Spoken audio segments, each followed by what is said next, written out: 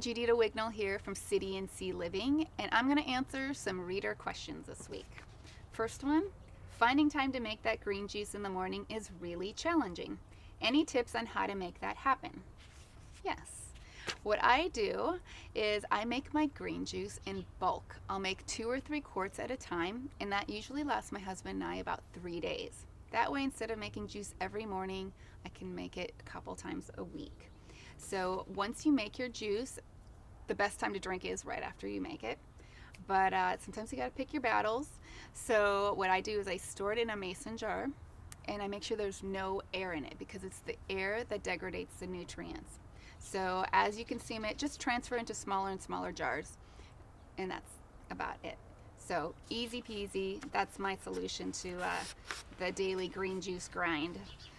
Next up, how do you soak and sprout buckwheat successfully? Mine always turns out slimy and doesn't sprout. So buckwheat is a seed, kind of like quinoa, and it's called a pseudo grain. There's actually no gluten in it. It's high in protein. It's very delicious. And in the raw food world, we like to soak and sprout it to make it more alive and easily digestible and more bioavailable. So when you get your buckwheat, just put in a bowl, cover it with water, and just soak it for 15 to 20 minutes. The key is don't over soak it because it absorbs the water and becomes really gelatinous, and then you're going to have trouble sprouting it. So 15 minutes, 30 minutes top. Drain it, rinse it, and then put it in a colander like this. And then just spread it out, and you can put it like on the dish rack or in your sink, and then cover it with a tea towel. And every 12 hours, rinse it. Otherwise, you're going to get mold. And then in a day or two, you should have little tiny tails on your buckwheat. And you're good to go. You can use it in whatever recipe you wanted to use it for. And that is the key. If you're still having trouble, you might have just gotten a bad batch of buckwheat. So just go to another store and get a fresh batch. Lastly, what is your average daily, weekly diet? And how has this changed since you first became raw, and why? Okay, this is going to take a while. I've been raw for 8 years, and I haven't always been 100% raw. I did start out 100% raw vegan, and I needed to do that. That was where my body was telling me to go. That's what I needed to do, and for 2 years I was pretty strict about it. I loved it. It was great for me, but over time I got tired of always having to plan my meals. Worried about my family always having to make something for me special, or having to bring my own food, or eating before I go out, or bringing my own meal to a wedding. And it just got to be crazy. And I just wanted to give myself more grace to be social and normal. So when I went out, I would just eat cooked food.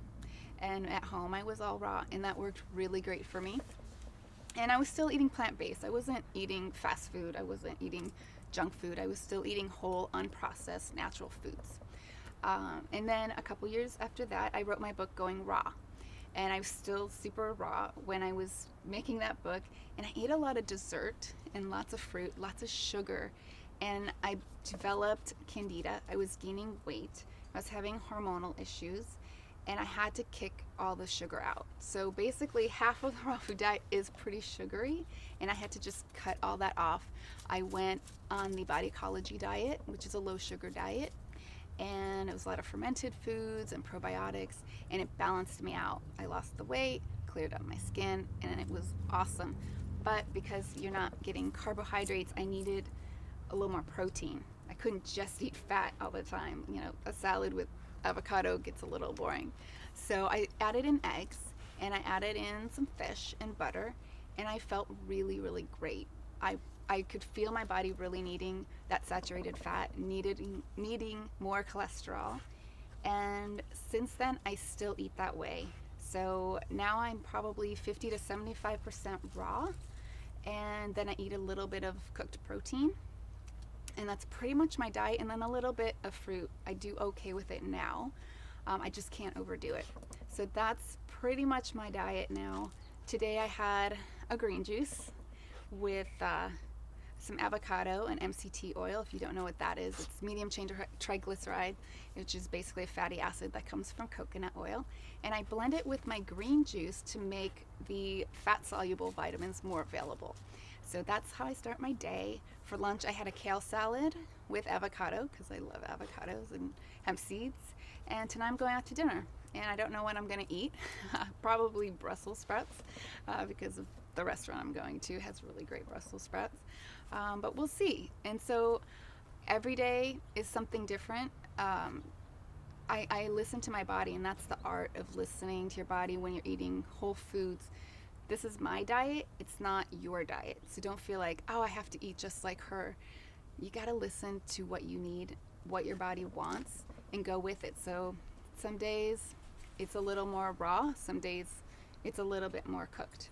So really be in tune with what you need hormonally. I found what worked for me, but that works for me now. Maybe in a few years it's gonna change again. I really don't know. So that's the art of eating whole foods, listening to your body, and being good to yourself. So that's it for now. I'll be back next week with more of your questions. Thanks for watching.